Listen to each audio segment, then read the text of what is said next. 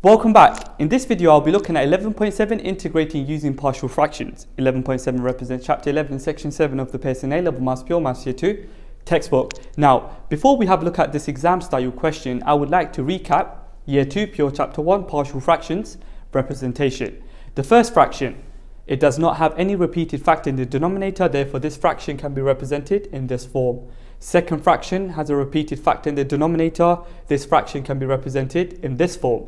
Now the third fraction is an improper fraction because the top is a cubic and the bottom is a quadratic. Now when you have an improper fraction, you need to use algebraic division, after which you can find its partial fraction representation. So this particular fraction can be represented in this form over here. Alright, here's an exam style question. This fraction is represented in this form. Part A, find the value of constants A, B and C. Now, over here, I've got a quadratic in the numerator and a quadratic in the denominator. How can I check if this particular fraction is improper or not? Well, it is very basic. You pick any value of x. I picked x equal 1 and I substitute in this fraction to give me 12 over 5, which is an improper fraction. So, to represent this particular fraction in partial fractions, we need to first use algebraic division. Okay, if you have a look at the numerator 32x squared plus 4, that can be rewritten as 32x squared plus 0x plus 4. The denominator, you can expand it to give you 16x squared minus 1, which can be rewritten as 16x squared plus 0x minus 1. Okay, now I am ready to carry out the beautiful procedure of algebraic division. So 32x squared divided by 16x squared is 2. You then take 2, you expand it with this quadratic to give you 32x squared plus 0x minus 2. Now you subtract these two polynomials to give you 6. What does the 2 represent?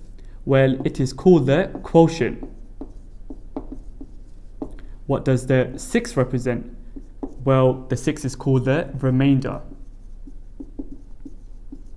Therefore, the fraction 32x squared plus 4 all over 4x plus 1 in brackets, 4x minus 1 in brackets, can be written as the quotient 2 plus the remainder 6 over 4x plus 1 in brackets, 4x minus 1 in brackets. I am now ready to find the partial fraction representation of this fraction. First of all, I let this fraction equal to this fraction plus this fraction. My target is to work out B and C. Now, if I combine these two fractions, I get this fraction. Then comparing the numerators, this and this, I generate this equation. Now, what I need to do first of all is substitute x equal 1 over 4. If I do this, that will eliminate the b in this equation to give me 2c is equal 6. Therefore, c is equal 3. Then I substitute x equal minus 1 over 4 to eliminate the c in this equation. So that gives me minus 2b is equal 6. Therefore, b is equal minus 3. So over here, I've got my a, b and c. A is equal 2, b is equal minus 3 and c is equal 3. Let's have a look at part b. Okay, so part b says hence. Therefore, we need to refer back to part a. Find the exact value of the integral from 1 to 2 of this fraction dx, writing your answer in the form 2 plus k ln m, giving the values of the rational constants k and m. Well, first of all, we know that from part A, this particular fraction can be written in this form over here.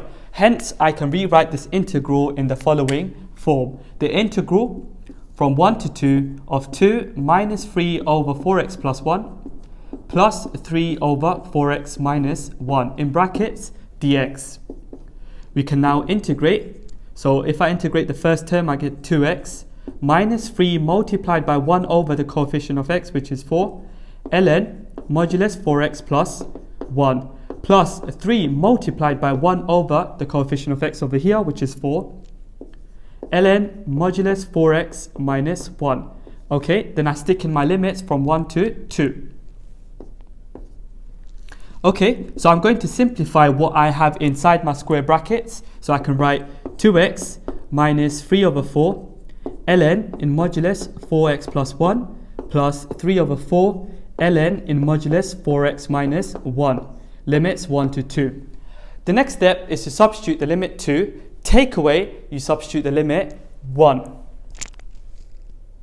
Okay, so after substituting the limit 2 into here, you get 4 minus 3 over 4 ln 9 plus 3 over 4 ln 7.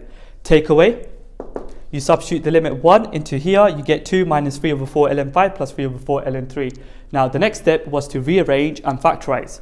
So if you do this, you get the form 2 plus 3 over 4 in brackets minus ln 9 plus ln 7 plus ln 5 minus ln 3. Now you can use the rules for natural logs to combine these logs to give you ln 35 over 27.